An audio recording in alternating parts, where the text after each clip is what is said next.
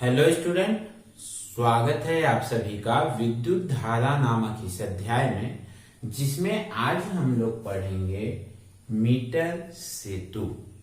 और मीटर सेतु को समझने के लिए ये बहुत आवश्यक हो जाता है कि हम लोगों ने जो पिछले वीडियो में पढ़ा है व्हीटस्टोन सेतु का सिद्धांत, उसके बारे में जान लें। यदि आप लोगों ने वो वीडियो नहीं देखा होगा तो प्लीज पहले उसको देख लीजिए, क्योंकि अगर आपने वो वीडियो नहीं देखा है ना तो ये आपके कुछ भी पल्ले नहीं पड़ेगा। और अगर आप उस वीडियो को देख लेंगे तो ये टॉपिक आपको बहुत ही आसान, एकदम मक्खन की तरह हो जाएगा। चलिए चालू करते हैं।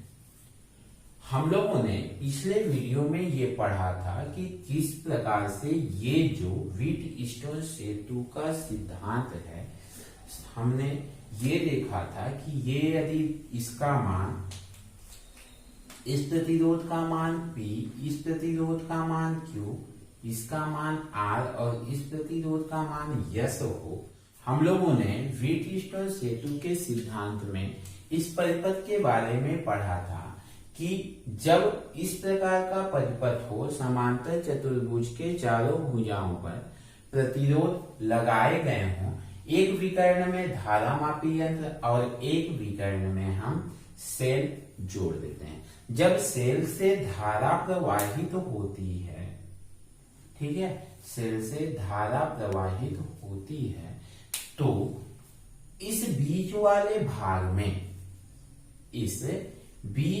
भाग में जब कोई भी धारा प्रवाहित नहीं होती है, अर्थात I का मान अगर 0 होता है, तो तब की स्थिति में हमने पाया था कि दो संलग्न प्रतिरोधों का अनुपात अर्थात P/Q बराबर R/S, ये हमने पाया था। कब? जब इस बीच वाले भाग में कोई भी धारा प्रवाहित नहीं हो रही है तब। और ठीक इसी का उल्टा भी हमने पाया था कि इन किन्हीं भी दो संलग्न भुजाओं के प्रतिरोधों का अनुपात अर्थात P/Q बराबर होता है R/S, तो इस बीच वाले भाग में कोई भी धारा प्रवाहित नहीं होती है। जब दो संलग्न प्रतिरोधों का अनुपात अन्य दो संलग्न प्रतिरोधों के अनुपात के बराबर होता है, उस स्थिति में इस बीच वाले भाग में कोई भी धारा प्रवाहित नहीं होती है। ये हम लोगों ने पिछले वीडियो में पढ़ा है और जाना है। अब व्हीटस्टोन सेतु के सिद्धांत को, या मैं ये कहूं कि व्हीटस्टोन सेतु के इस परिपथ को जब हम एक युक्ति में परिवर्तित करते हैं, तो हम जब उस युक्ति के बारे में जानेंगे, अर्थात उस युक्ति का नाम है मीटर सेतु, तो जिन्होंने इसको बनाया ना, उस इंसान को आप सैल्यूट करेंगे। कितने अच्छे तरीके से इस परिपथ का उपयोग करके मीटर सेतु जैसे युक्ति का निर्माण किया गया। आइए उसको देखते हैं। इसमें क्या होता है, एक क्या है, एक ये लंबा तार है, 1 मीटर का लंबा तार, और इस 1 मीटर के लंबे तार के ठीक नीचे में लगा होता है एक स्केल, जिस पर लिखा होता है कितना, 0 सेंटीमीटर से लेकर 100 सेंटीमीटर तक, अर्थात 1 मीटर का पूरा स्केल। अर्थात इस तार की जो लंबाई होती है वो होती है पूरा का पूरा 1 मीटर। और इस 1 मीटर के कारण ही इस युक्ति का जो नाम पड़ता है वो पड़ता है क्या, मीटर सेतु या मीटर ब्रिज। अब ये जो तार है, इसके एक सिरे को बिल्कुल इसी की तरह मैं बदल रहा हूं। एक सिरा A और दूसरा सिरा है C, A और C, ठीक है। इसके इस वाले सिरे पे क्या होता है, इस प्रकार का एक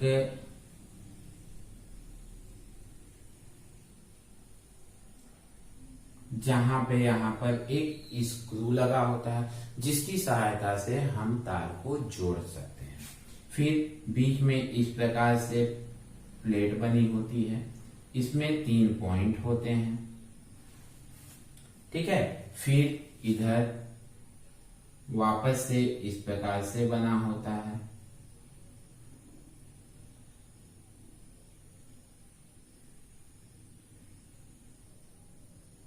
ये ठीक है, इनमें क्या होता है, इनमें धातु की पट्टियां लगी होती हैं जो यहां से आकर के जुड़ी होती हैं, ताकि जब हम इस परिपथ में सेल को जोड़ें तो इसमें विभवांतर उत्पन्न हो और धारा प्रवाहित हो तो सभी तरफ पहुंच सके।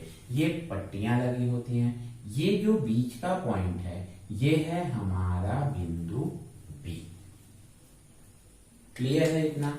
अब इन दोनों के बीच में मीटर सेतु में करते क्या है, मीटर सेतु में हमारे पास 2 प्रतिरोध होते हैं। एक प्रतिरोध का मान हमको पता होता है, ज्ञात होता है, और जो दूसरा प्रतिरोध होता है उस प्रतिरोध का मान हम ज्ञात करते हैं।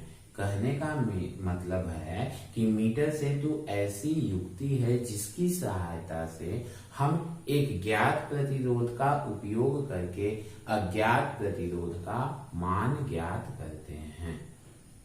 फिर से समझिएगा, मीटर सेतु एक ऐसी युक्ति है जिसकी सहायता से हम एक ज्ञात प्रतिरोध का उपयोग करके अज्ञात प्रतिरोध का मान ज्ञात करते हैं। तो हम ए और बीच के बीच में क्या करते हैं, एक तार जोड़ देते हैं, या तो मैं कहूं कि इसके बीच में हम क्या जोड़ देते हैं, एक प्रतिरोध जोड़ देते हैं, जिस प्रतिरोध का मान हमको क्या हो, ज्ञात हो। ठीक है, ए और बी के बीच में कौन सा प्रतिरोध हमने जोड़ा है, पी, तो इसका नाम दे देते हैं हम पी। ठीक है, और बी और सी के बीच में हम एक दूसरा ऐसा प्रतिरोध जोड़ देते हैं जिसका मान हमको पता नहीं होता है। बी और सी के बीच में कौन सा प्रतिरोध है, क्यू, इसका नाम दे देते हैं हम क्यू। और ये दोनों के दोनों जो हैं, पी जो है वो है ज्ञात प्रतिरोध, और Q जो है वो है अज्ञात प्रतिरोध। कहने का मतलब हम Q का जो होगा वो मान ज्ञात करेंगे।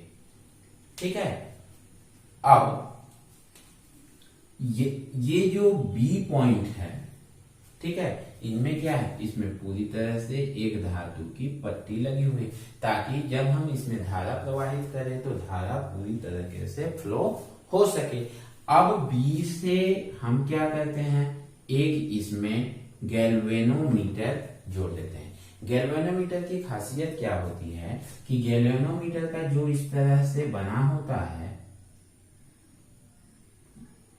ये, ठीक है, ये गैल्वेनोमीटर है। इसकी जो ये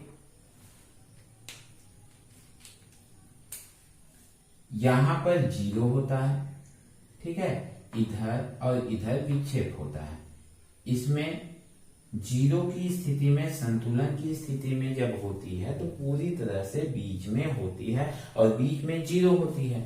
ठीक, अब इस गैल्वेनोमीटर में क्या होता है, एक जॉकी जुड़ा हुआ होता है, जॉकी, इसका नाम है जॉकी। ठीक है, जॉकी ये इस प्रकार से होता है कि हम पूरा इसको बिंदु ए से लेकर के सी तक क्या करते हैं, घुमा सकते हैं। ए से लेकर सी तक जहां पर मन हो वहां तक हम इसको ले जा सकते हैं। अब चूंकि ए सी क्या है, एक तार है, और इस तार की लंबाई कितनी है, 1 मीटर।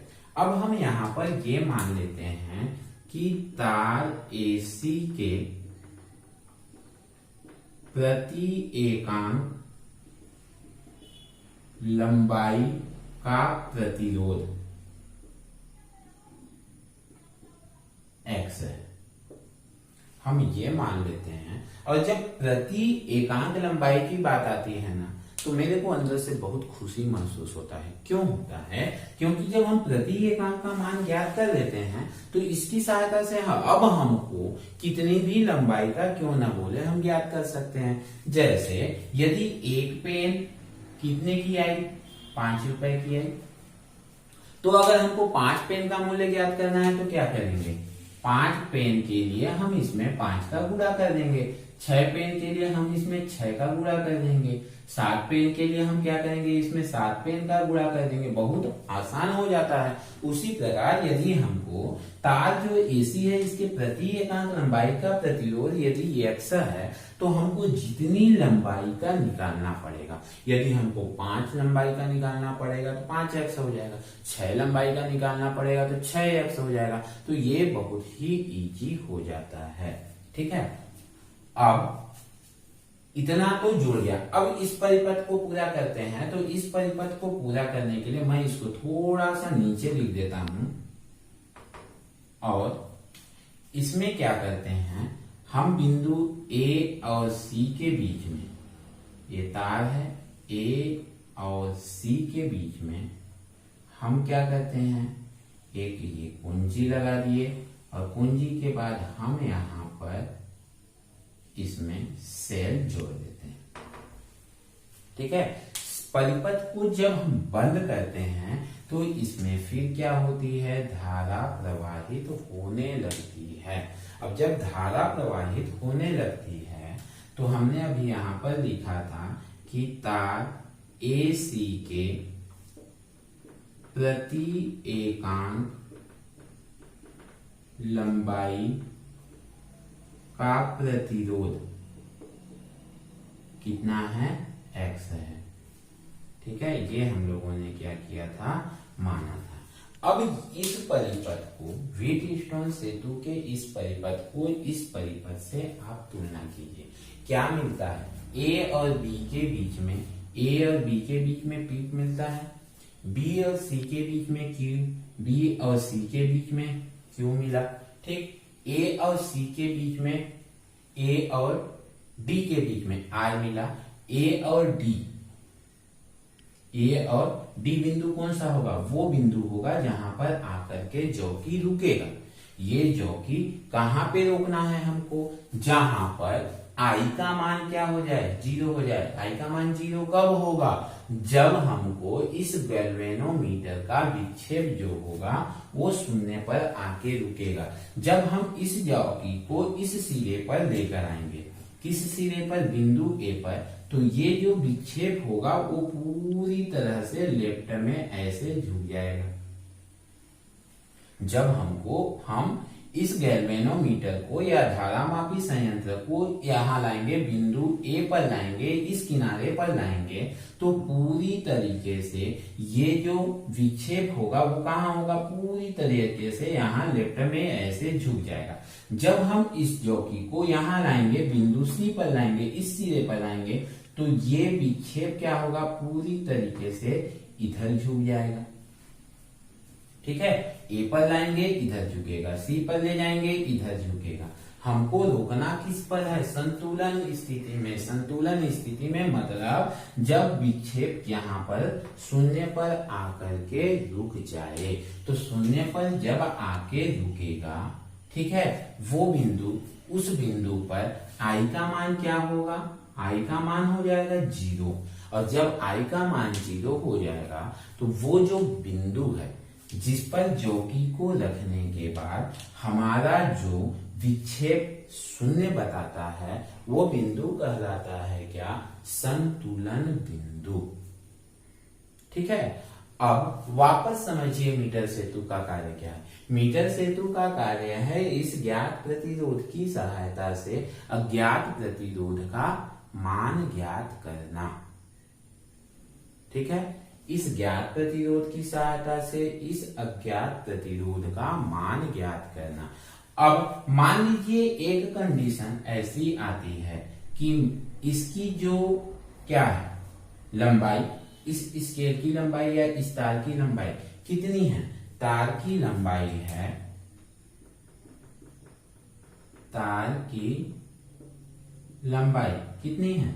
100 सेंटीमीटर, 1 मीटर की है तो कितनी हो जाएगी ये 100 सेंटीमीटर की। अब क्या करते हैं, जब हम इस चौकी को इधर उधर लेकर चलते हैं तो एक ऐसी स्थिति प्राप्त करते हैं जहां पर आईजी, इसमें अगर प्रवाहित होने वाली धारा क्या है आईजी, आईजी का मान क्या हो 0 हो।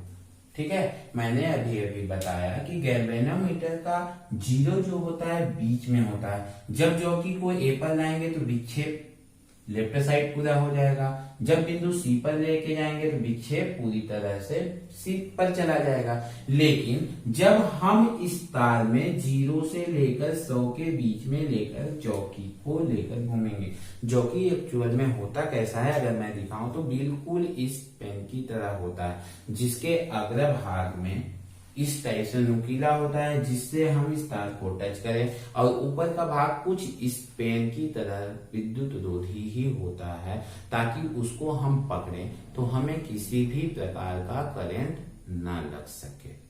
ठीक है, अब जब हम इसको इधर उधर लेकर घुमाते हैं और एक ऐसी स्थिति प्राप्त करते हैं जब इस गैल्वेनोमीटर का विक्षेप जो है वो शून्य बताए। शून्य कब बताएगा, जब इस गैल्वेनोमीटर में प्रवाहित धारा मतलब आईजी का जो मान होगा वो क्या हो शून्य हो, बिल्कुल इसकी तरह आई का मान क्या हो शून्य हो।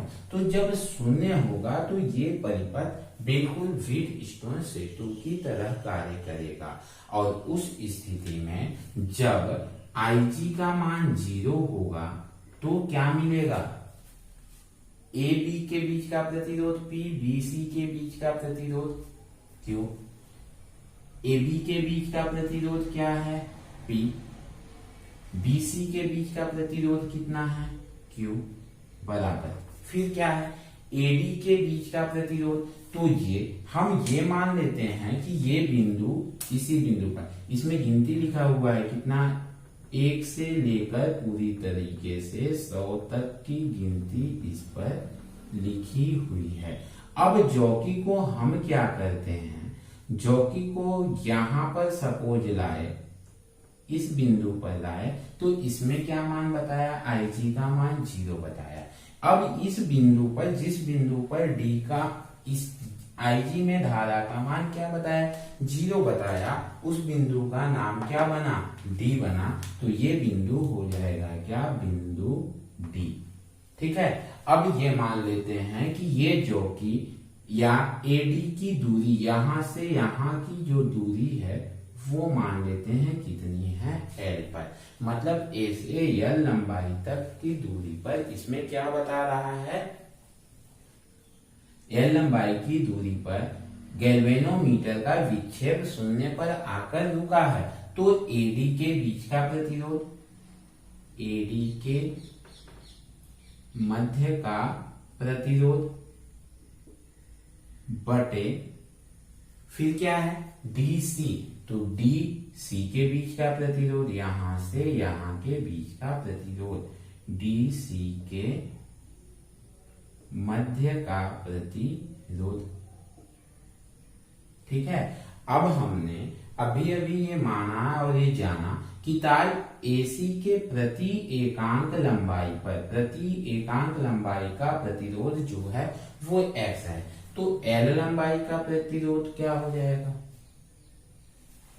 एक पेन का 5 रुपए, तो 5 पेन का 5 गुणे 5, 6 पेन का 6 गुणे 5, 7 पेन का 7 गुणे 5। ठीक ना, तो यदि इसके एकांक लंबाई का प्रतिरोध एक्स है तो एल लंबाई का प्रतिरोध कितना हो जाएगा एल एक्स हो जाएगा। इससे आगे ना, इससे आगे देखिएगा, तो एल लंबाई का प्रतिरोध, एल लंबाई का प्रतिरोध कितना हो जाएगा एल इंटू एक्स। ठीक उसी प्रकार अब सामान्य सी बात है कि यदि ये एल लंबाई है ए से डी के बीच की, तो डी से सी के बीच की क्या होगी, सोचिए थोड़ा सा कि टोटल लंबाई 100 सेंटीमीटर, एडी यदि एल हो गया तो डीसी क्या होगा सामान्य सी बात है कि ये L हो गया तो ये हो जाएगा 100 माइनस L हो जाएगा। DC की लंबाई क्या हो जाएगी? 100 माइनस L हो जाएगी। तो DC की लंबाई कितनी हुई? 100 माइनस L का प्रतिरोध कितना हो जाएगा? 100 माइनस L इंटू X। अब इन दोनों मान को AD के बीच की लंबाई, AD के बीच का प्रतिरोध रखते हैं, फिर DC के बीच का प्रतिरोध यहां रख देते हैं। तो यहां पे क्या मिलेगा? P/Q बराबर AD के मध्य का प्रतिरोध कितना है? LX बटे DC के मध्य का प्रतिरोध कितना है? 100 माइनस L इंटू X। अब ऊपर और नीचे दोनों जगह x है तो x और x कट जाएगा। ठीक है, अब क्या करते हैं? बचा क्या हमारे पास?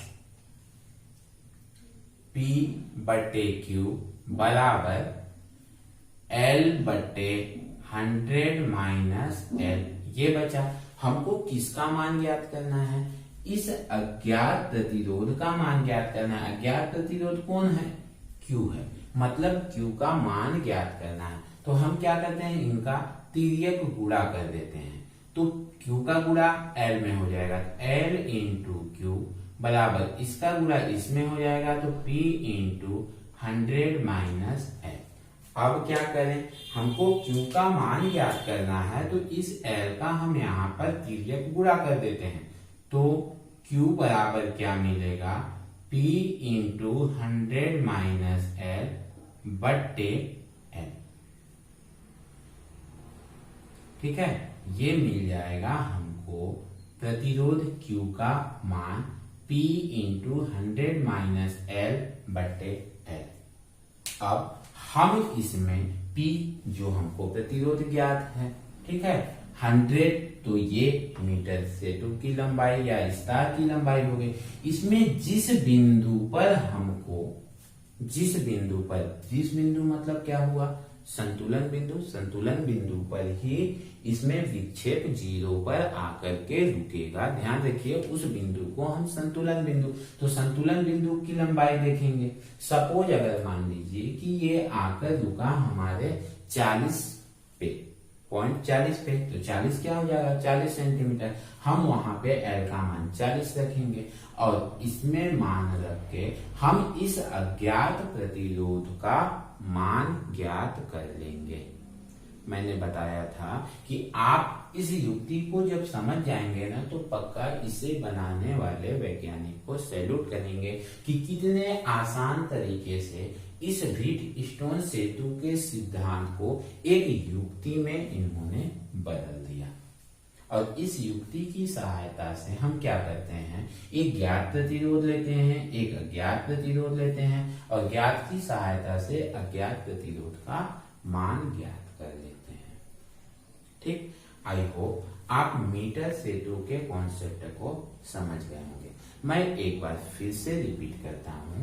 हमारे पास क्या है? एक AC तार है जिसकी लंबाई 1 मीटर है। उसके नीचे क्या होता है? एक स्केल लगा होता है जिस पर 0 से लेकर 100 तक गिनती लिखा होता है, अर्थात 0 से 100 सेंटीमीटर। मतलब ये जो स्केल होता है वो 1 मीटर लंबाई का होता है। अब इसमें पॉइंट A पर एक तार लकड़ी का प्लेट लगा होता है, उस पर एक धातु लगा होता है धातु से धारा प्रवाहित करने के लिए। बीच में एक और प्लेट होती है जिस पे 3 पॉइंट बने होते हैं, ये 3 पॉइंट। ठीक है, बीच का जो पॉइंट है वो B कहलाता है। इस पॉइंट में यहां से A और B के बीच में प्रतिरोध जोड़ते हैं। तीसरे पॉइंट से B और C के बीच में हम प्रतिरोध जोड़ते हैं। अब A और C के बीच में हम सेल जोड़ के जब धारा प्रवाहित करते हैं तो B में एक गैल्वेनोमीटर जोड़ते हैं। गैल्वेनोमीटर एक ऐसी युक्ति होती है जिसका शून्य जो होता है वो बीच में होता है। गैल्वेनोमीटर को यदि हम A पर लाते हैं तो विक्षेप पूरी तरह से लेफ्ट में हो जाएगा। गैल्वेनोमीटर के जॉकी को यदि हम बिंदु C पर लाते हैं तो पूरी तरह से विक्षेप राइट में हो जाएगा। अब हम क्या करते हैं, गैल्वेनोमीटर के जॉकी को इधर उधर घुमा करके वह बिंदु प्राप्त करते हैं जहां पर गैल्वेनोमीटर कहां पर आकर रुक जाए, शून्य पर आकर रुक जाए। और जब शून्य पर आकर रुकेगा इसका मतलब ये है कि इस गैल्वेनोमीटर में से कोई भी धारा प्रवाहित नहीं हो रही है, इस गैल्वेनोमीटर से कोई भी धारा प्रवाहित नहीं हो रही है। और जब कोई भी धारा प्रवाहित नहीं होती है अर्थात इस आई का मान शून्य होता है तो क्या होता है, संलग्न प्रतिरोधों का अनुपात अन्य दो संलग्न प्रतिरोधों के अनुपात के बराबर होता है। तो P/Q बराबर R/S अर्थात P/Q बराबर AD के मध्य प्रतिरोध बटे DC के मध्य प्रतिरोध। AD के मध्य प्रतिरोध, यदि तार के एकांक लंबाई का प्रतिरोध x है तो AD की लंबाई कितनी है, L है, तो L लंबाई का प्रतिरोध क्या हो जाएगा, LX हो जाएगा। और DC का लंबाई क्या बचा, 100 माइनस L, तो 100 माइनस L का प्रतिरोध क्या हो जाएगा, 100 माइनस L इंटू x। इस मान को हमने यहाँ रखा, x से x कटा, बचा क्या, P/Q बराबर L/100 माइनस L। चूंकि हमको मान किसका ज्ञात करना है, इस अज्ञात प्रतिरोध का ज्ञात करना है, तो इनका क्या किया हम लोगों ने, तिर्यक गुणा किया। अब चूंकि Q बचाना है तो बाकी का इधर बचाता है, तो ये मिल गया मीटर सेतु की सहायता से अज्ञात प्रतिरोध का मान। ठीक है, अच्छे से अब समझ में आ गया होगा। आपको आज का वीडियो कैसा लगा ये कमेंट्स बॉक्स में कमेंट्स जरूर करके बताइएगा। आपके कमेंट से हमें और अच्छा मेहनत करने का मोटिवेशन मिलता है। वीडियो पसंद आया हो लाइक कीजिए, चैनल को सब्सक्राइब कीजिए और ज्यादा से ज्यादा अपने दोस्तों में शेयर कीजिए ताकि उनका पढ़ाई भी आपकी तरह अनवरत रूप से चलती रहे। आज के लिए बस इतना ही। Thank you for watching.